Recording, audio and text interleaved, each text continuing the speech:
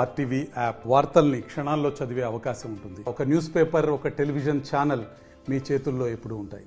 ఇటు ఎమ్మెల్యేలు మంత్రుల అండదండలతో ఇసుక మాఫియా రెచ్చిపోతుంది. ఏకంగా మానేరు నదిపై ఉన్న చెక్ డ్యాంలను జిల్టన్ స్టిక్స్తో పేల్చేస్తుందని ఆరోపణ చేస్తున్నారు, మండిపడుతున్నారు బీఆర్ఎస్ నేతలు, ఎమ్మెల్యేలు. ఈ దిశలో పెద్దపల్లి జిల్లా తనుగుల గుంపుల మధ్య ఉన్నటువంటి మానేరు నదిపైన ఇటీవల కూల్చివేసినటువంటి సందర్భం అని చెప్పి గుర్తు చేశారు. హరీష్ లాంటి ఎమ్మెల్యేలు పర్యటించి కాంగ్రెస్ ప్రభుత్వంపై మండిపడ్డారు. లేదు కాళేశ్వరం ప్రాజెక్టు నాణ్యత లేక కూలిపోయింది, చెక్ డ్యాములు అన్నీ కొట్టుకపోయాయి, మేము బ్లాస్ట్ చేశామని నిరూపిస్తే నేను ఎమ్మెల్యే పదవికి రాజీనామా చేస్తాను. మీరు నిరూపించకపోతే రాజీనామా చేస్తారా? మీ హయాంలో అంతా అవినీతి అక్రమాలే అని మరొక ఆరోపణ చేస్తున్నారు. దీనికి తోడు కేంద్ర హోంశాఖ సహాయ మంత్రి బండి సంజయ్ సైతం లేఖ రాయడం జరిగింది, విచారణ జరపాలని చెప్పి కోరడం జరిగింది. మొత్తం మీద ఈ ట్రయాంగిల్ స్టోరీలో ఇటు భారతీయ జనతా పార్టీ, బీఆర్ఎస్, కాంగ్రెస్ నేతల మధ్య మాటల యుద్ధానికి దారితీస్తుంది. ప్రజా ధనాన్ని దుర్వినియోగం చేస్తున్నారు, ఇది సరైనది కాదని స్థానికులు మండిపడుతున్నారు. ఒకవైపు బీఆర్ఎస్ నేతలు అలాగే కాంగ్రెస్ ఎమ్మెల్యే మధ్య మాటల యుద్ధం తారాస్థాయికి చేరింది. ఒకసారి చూద్దాం వాళ్ళు ఏమనుకుంటారు. జమ్మికుంట మరియు ఓదెల రెండు మండలాల మధ్య మానేరు నదిపై నిర్మించినటువంటి చెక్ డ్యాము ఈరోజు ఇసుక మాఫియా ఆధ్వర్యంలో 24 కోట్ల రూపాయల చెక్ డ్యామ్ను పేల్చివేయడం జరిగింది. ముఖ్యంగా కాంగ్రెస్ హయాంలో చెరువులను పేల్చివేత, చెక్ డ్యాంల పేల్చివేత నిత్యకృత్యం అయిపోయింది. గతంలో హుసేన్ మియా వాగు మీద ఒక చెక్ డ్యాంను పేల్చడానికి ప్రయత్నం చేశారు. నిర్మల్ జిల్లా స్వర్ణ వాగు మీద ఒక చెక్ డ్యాంను పేల్చేశారు. ఈరోజు మానేరు నది మీద ఆనాటి బీఆర్ఎస్ హయాంలో ఈ ప్రాంత రైతుల కోరిక మేరకు 24 కోట్లతో కట్టిన చెక్ డ్యాంను రాత్రికి రాత్రే ఇసుక మాఫియా పేల్చివేశారు. ఇది నేను చెప్తున్న మాట కాదు. ఇటు ఓదెల మండల రైతులు, ఇటు జమ్మికుంట మండల రైతులు, పలు గ్రామాల రైతులు వచ్చి చెప్తా ఉన్నారు. రాత్రి 8 గంటల వరకు మేము చేపలు పట్టాం, ఇక్కడ ఏ ఇబ్బంది లేదు. ఉదయాన్నే 6 గంటలకు వచ్చేసరికి చెక్ డ్యామ్ పేల్చివేయబడ్డది, నీళ్ళన్నీ వెళ్ళిపోతున్నాయని చెప్పి స్పష్టంగా చెప్తా ఉన్నారు. అంటే ఇవాళ రాష్ట్రంలో ఇసుక మాఫియా రాజ్యమేల్తా ఉంది. రేవంత్ రెడ్డి పాలనలో కాంగ్రెస్ పార్టీ నాయకులే ఇవాళ ఇసుక మాఫియా అవతారం ఎత్తారు. ఇవాళ వేల కొద్ది ట్రాక్టర్లు, లారీలు అక్రమంగా నడిపిస్తూ ఇవాళ దోపిడీకి పాల్పడుతూ ఉన్నారు. తమ ఇసుక మాఫియాకు ఇసుక తీయడానికి చెక్ డ్యామ్ అడ్డంకిగా ఉందని, ఈ చెక్ డ్యామ్ నిండా నీళ్లుంటే ఇసుక తీయలేమని రాత్రికి రాత్రి ఈ చెక్ డ్యామ్ను పేల్చివేసినారు. ఇది గతంలో కూడా జరిగింది. ఇదే పెద్దపల్లి నియోజకవర్గంలో హుసేన్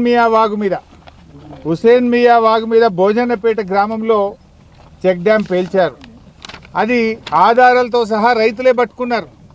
ఇగో ట్రాక్టరు, జిలటిన్ స్టిక్స్ ఇవన్నీ కూడా వ్యక్తులను కూడా పట్టి పోలీసులకు అప్పచెప్పారు. ఆ చెక్ డ్యామ్ను పేల్చే ప్రయత్నం చేస్తుంటే రైతులు వెళ్ళి ఆ ట్రాక్టర్ను, జిలటిన్ స్టిక్స్ను పేల్చడానికి వచ్చిన ఇసుక మాఫియా గుండాలను పోలీసులకు పట్టించడం జరిగింది. కానీ ఈ రోజు వరకు ఎఫ్ఐఆర్ నమోదు కాలే. ఎందుకంటే వాళ్ళు కాంగ్రెస్ నాయకులు.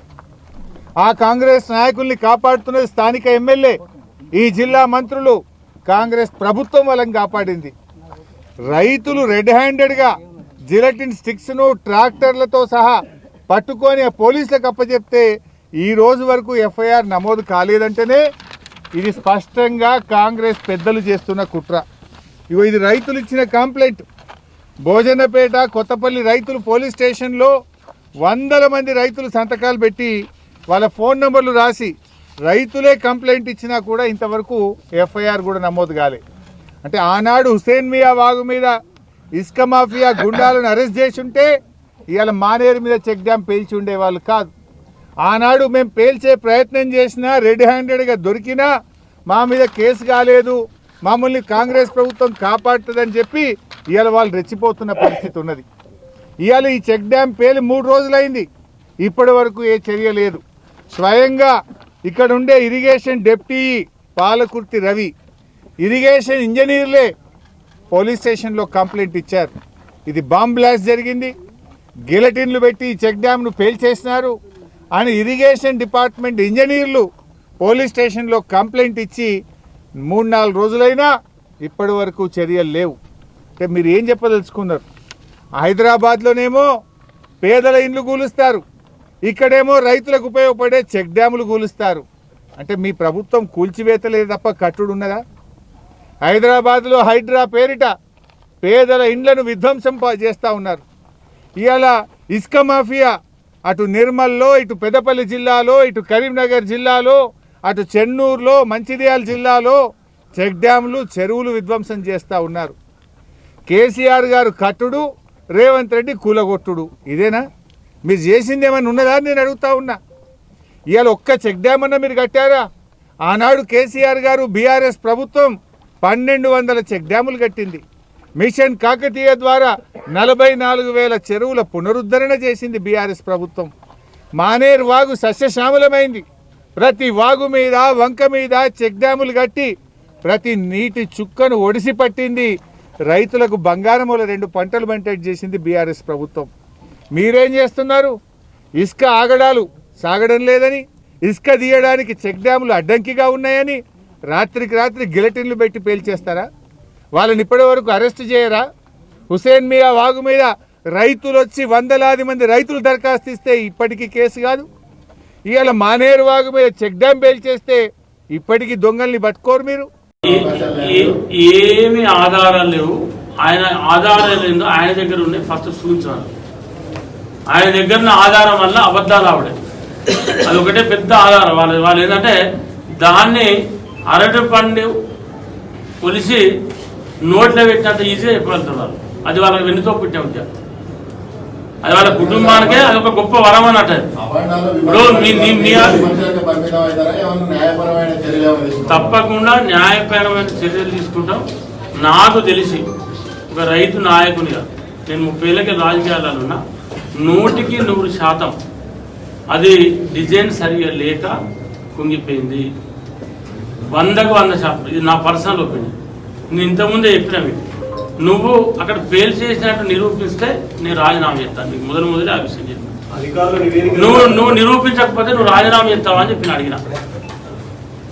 ఒకటే నేను మాట్లాడిన సందర్భంలో స్టార్టింగ్ చెప్పిన మీకు, హరీష్ రావు గారు నిరూపించగలిగితే, మీరు నిరూపించగలిగితే, ఫెయిల్ చేసినట్టు నిరూపించగలిగితే నేను రాజకీయాలకు వెళ్ళి తప్పుకుంటా. ఎమ్మెల్యే పెద్దపల్లి ఎమ్మెల్యే పదవికి రాజీనామా చేస్తాను. నువ్వు రాజకీయాలకు వెళ్ళి తప్పుకొని నీ ఎమ్మెల్యే పదవికి రాజీనామా చేస్తావా? లేకపోతే ఉద్యమ సమయంలో వాటికి పెట్రోల్ పోసుకొని అగ్గిపెట్టి దొరకాలంటేనా? ఉద్యమ సమయంలో, తెలంగాణ ఉద్యమ సమయంలో పెట్రోల్ పోసుకొని అగ్గిపెట్టినంటేనా? ఇది కూడా అధికారుల నివేదిక నేను చెప్పినట్టు రాదు. లేదు, అది నేను ఎందుకు చెప్తానంటే అది ఇప్పుడు ఒకటేసారి కూడలేదు. 2020లో వాళ్ళ ప్రభుత్వం ఉన్నప్పుడు కూడా కూలింది. 2022లో మా రూపనారాయణపేట విలాసాగర్ మధ్యలో చెక్ డ్యామ్ మా ఊరికి కూడా ఆ రోజు అది కూడా కూలిపోయింది. దానికన్నా 2019-20లో మడక అడపాక కొండపాక చెక్ డ్యామ్ కూడా కూలిపోయింది. దాని తర్వాత మీద ఉన్నటువంటి మంచరామే, తర్వాత అక్కడ ఏదైతే మన మల్లారెడ్డిపల్లె, తర్వాత ఏదైతే సల్లూరు మధ్యలో ఉన్నటువంటి చెక్ డ్యామ్ కూడా కూలిపోయింది. తర్వాత నీరుకుల్లా ఉన్న బెగురుపల్లి మధ్యలో ఉన్నటువంటి చెక్ డ్యామ్ కూడా కూలిపోయింది. తర్వాత అక్కడ ఏది మన ముత్తారం మండలం, ఏది ఖమ్మంపల్లి ఉన్న అవతల పక్క ఏది మండలి మొగుళ్ళపల్లి, తర్వాత చిట్యాల మండలం ఆ పరిధిలో ఉన్నటువంటి చెక్ డ్యామ్ కూడా కూలిపోయింది. అంటే ఇవన్నీ వాళ్ళ ప్రభుత్వంలో కూలిపోయినాయి.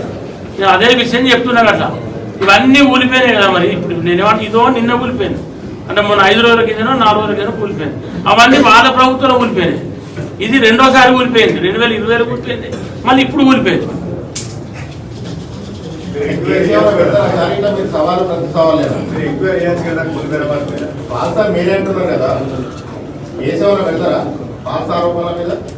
ఏమంటారు? ఫాల్స్ ఆరోపణలు అంటున్నారు కదా, అవి ఆధారాలు లేవు, వాళ్ళ దగ్గర ఫాల్స్ ఆరోపణలు చేస్తున్నారు అంటున్నారు కదా. దాన్ని మీరు ప్రభుత్వం మీద ఇంత అప్రతిష్ట పాలు చేస్తున్నారు కదా, కేసు ఏమైనా పెడతారా? అది ప్రభుత్వం ఆలోచన చేస్తే ఏం చేయాలని. ప్రభుత్వం దానికి అది కట్టినప్పుడు ఇంజనీర్లు ఎవరు ఉన్నారు, అప్పుడు దాని బాధ్యత ఎవరు, అవన్నీ ప్రభుత్వం చూసుకుంటుంది. అన్న ఇదిగో మళ్ళీ విలాస్ సాగర్ ఉన్న పేట మధ్య ఉన్నది కదా, అది నౌ స్టిల్ ఈ రోజు కూడా నిన్న కొంతమంది రైతులు అడిగారు హరీష్ రావు గారిని, అన్న అది కూడా పోస్తుంది, నీళ్ళు పోస్తుంది సెంటర్కి వెళ్ళి, అది 6 ఫీట్ ఉంటుంది, మధ్యలో నుండి కట్ అయిపోయి మధ్యలోకి వెళ్ళి వాటర్ ఫ్లో అవుతుంది, అది కూడా చూడండి సార్ అని చెప్పిరు ఆయన.